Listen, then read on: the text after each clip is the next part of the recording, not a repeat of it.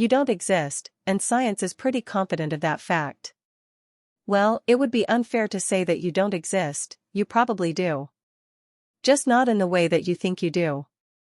Instead of flesh and body, you're likely nothing more than electrons on a circuit board, your consciousness a long string of code being run by a supercomputer somewhere. You believe you're real because you've been programmed to think you're real, or perhaps, if you're really lucky, you actually are real, and it's the rest of the world that's fake. But wait, let's back up a second because we can already feel some of our audience's heads spinning. Simulation theory is exactly what it sounds like. Our universe, and perhaps our very selves, is nothing more than a simulation being run by an advanced computer of some sort. You might be tempted to turn to computer engineers for an answer to the simulation theory question, but it turns out that spiritual gurus may have a better grip on the ultimate answer than a scientist or engineer. After all, spiritual gurus dedicate themselves to the study and development of the spiritual side of life, seeking to understand the fundamental question of why we exist at all. The problem with turning to scientists for an answer on simulation theory is simply that any evidence they can discover to disprove the theory could itself be simulated. Perhaps religion and spiritualism can give us a better perspective on the question if we are real or not, and religion has some very uncomfortable clues that we might, in fact, be simulated. Eastern religions have a staggering amount of evidence supporting that we, in fact, live in a simulation. One of the Buddha's most well-known teachings is as follows: all phenomena are like reflections appearing in a very clear mirror, devoid of inherent existence. In essence, this perfectly describes any video game. Everything you see in a video game may look real and have a real effect on a character inside the video game, but it is all ultimately not real to any observer outside of the video game itself. If you log into Fortnite and someone shoots directly at you, the real you behind the screen is completely unharmed by the digital bullets being shot in your direction. Even more disturbing is the ultimate goal of Buddhism, nirvana. Nirvana is the ultimate spiritual goal of a Buddhist practitioner and only achieved by rising above the three poisons: greed, aversion, and ignorance. Once you accomplish that task, you are rewarded by being freed from the constant cycle of rebirth, where you live and die a series of lives meant to act as teaching experiences. Achieving nirvana leads to parinirvana, or the final nirvana, an afterlife for souls that have been freed from the Hindu and Buddhist cycle of rebirth. What happens here is indescribable, and the human brain cannot understand it, so there is nothing known about it. At a glance, Buddhism's nirvana seems much like the characteristic core ideology of any religion: do good and be rewarded with good, do bad and get the stick by being forced to live yet another life in our imperfect world. Yet for a computer gamer, the entire concept of nirvana has a disturbingly quest-like feature reminiscent of any computer game. It even comes with a respawn feature, just like you would respawn in a game over and over again until you succeed by overcoming the obstacle in front of you.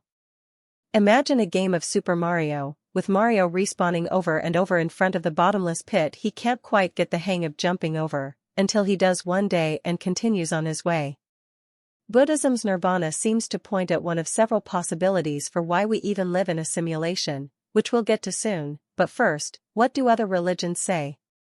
In the Hindu tradition, life is believed to be nothing more than a dream of Vishnu, and every single human being, along with all of their history, triumphs, and defeats, nothing more than a minuscule portion of the fabric making up that dream. When Vishnu awakens, we will cease to exist, no different than if we were being simulated by a computer and the simulation ended or the computer shut off. Christianity, Judaism, and Islam, who all share the same God, don't have as obvious links to the possibility of the universe being simulated, but they do share a belief in a monotheistic God who created us to have a personal relationship with Him directly. The concept of a single God in control of the entire universe is no different than the concept of a superintelligent AI creating a simulated universe and then populating it with simulated life. Religion, especially Eastern religion, seems to have strong links to simulation hypothesis, but what does science say? Well, the most important thing to remember is that if our simulators wished to hide the fact that we were living in a simulation from us, then we would never be able to find out, as any evidence proving it could be simply edited, and any evidence disproving it could be itself simulated. Think back on the last time you played a single-player video game and engaged in the questionable behavior of save scumming, or reloading a previous save so you could get a beneficial or the best outcome. Your character has, in effect, witnessed the effects of any number of possible outcomes, but you literally reverse time for that character, and he or she is now only aware of one outcome, the one you chose for it. So too might our simulators simply reload a previous save state and then steer us away from the earth-shattering discovery that we are, in fact, simulations.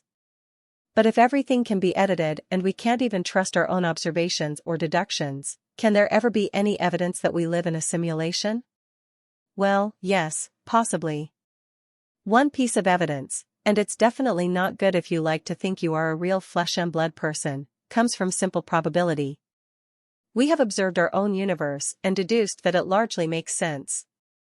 Sure, there are some things that still bother scientists, but by and large, the universe seems to be understandable, and the processes by which it operates are themselves also understandable. That would seem to indicate, then, that there is a greater probability that our simulated universe is a very close approximation of the real universe.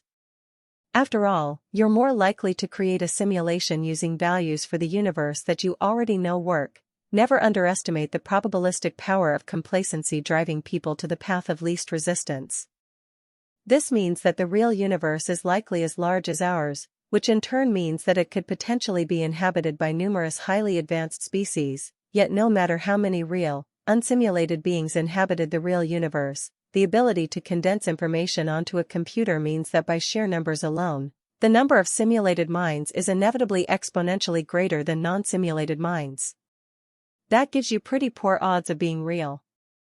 But this is a rather imperfect argument, as it relies on a number of values that we simply can't ever have precise data on. The real universe might, in fact, be tiny compared to our simulated universe. Our vast, seemingly infinite universe could be nothing more than a fantasy dreamt up by a superintelligent species stuck in a boring, mundane universe that's no bigger than a few solar systems. Consider the popularity of movies, books, and video games set in exciting worlds that are vastly different than our boring, mundane Earth. Intelligence seems to yearn for novelty and is easily bored by its own everyday reality, so the real argument here might be that if our universe is simulated, then the real universe is far more mundane than ours. Physics might offer better clues to the true nature of our universe. In a computer simulation, what you can see is limited by the resolution of the program, and if you look close enough, you discover the individual pixels that make up each image. In our world, atoms share very similar properties with pixels, as we know that atoms make up everything in our material world. Yet, atoms themselves are made up of even smaller particles known as elementary particles such as gluons and quarks, with the latter being the smallest particle we know of. If our universe is simulated, then why add unnecessary complexity by increasing the resolution of our simulation down to the level of quarks? Why not change the fundamentals of radioactive decay so that particles smaller than atoms, which we believed for a long time were the building blocks of all existence, didn't need up quarks and down quarks to operate? It seems like adding even smaller fundamental particles is simply adding complexity, and in a simulation, this means added computational power that seems to be completely unnecessary. Unless our simulators exist in a universe with unlimited energy, it's extremely dubious that they would run simulations requiring so much energy input to power the massive amounts of computation needed to simulate every single quark in our fake universe. Then there's the consideration of the massive amounts of waste heat generated by the supercomputers crunching such incredible amounts of numbers to make our universe work.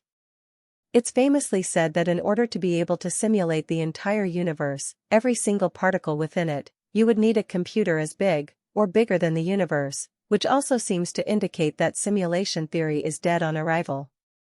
Yet modern video games offer clues to getting around this huge problem. When you play a video game, your computer only animates the part of the world you are currently looking at.